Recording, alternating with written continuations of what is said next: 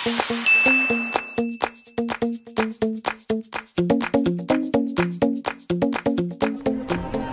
Boom! Juicy, what are you doing here? Wala ka naman invitation dito, ah. Kapatid ako ng fiancé na may-ari, kaya hindi ko kailangan ng invitation. Tsaka bakit? Parang hindi ka masaya na nakita ako. Ano bang parte ng I don't like you anymore? Hindi mo naiintindihan. Ha? Huh? Hello, girl. Drinks, ma'am?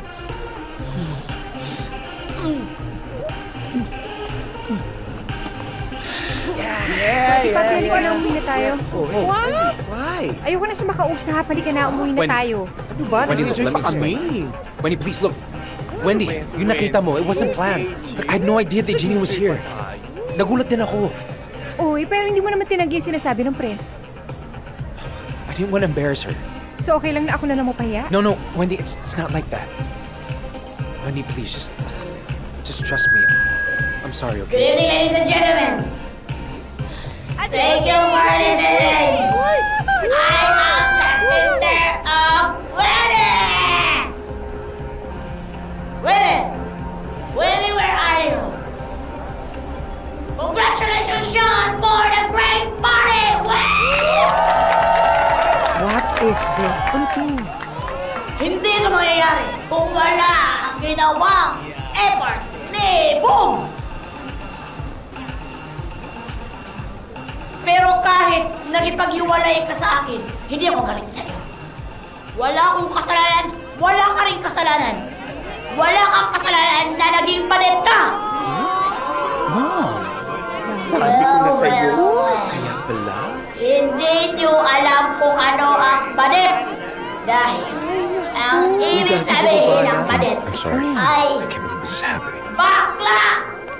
Bakla si Boom! Kausapin mo. Stop it! Stop! You're drunk! Excuse me, pakikuha na nga yung pabebe ninyo.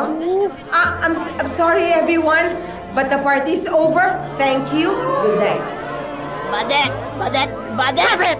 Kung ano-ano pinagagawa mo, nakakahiya ka! Akin na nga yan! Akin na yan! Uy!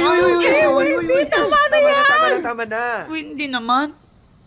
Lasing ako, wala ko sa tamang wisyo. Yun lang dahilan mo? Ano bang gusto mo sabihin ko?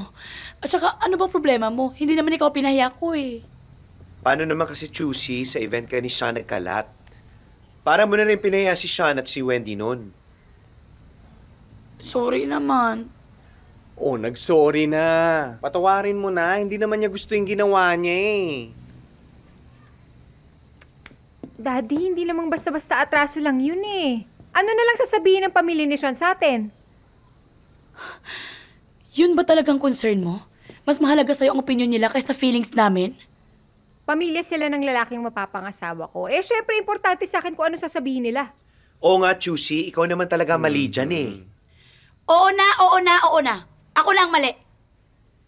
At yung pinaggagawa ng magaling mong jowa at ng pamilya niya, laging tama.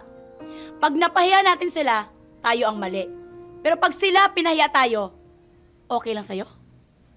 Ay, naku! Napansin ko rin yan. Uy, kailan naman kayo pinahiya? Kailan? Sa tuwing nakikipag-usap tayo at nakikipagtitigan, di ba laging may pamamata ang salita at titig nila?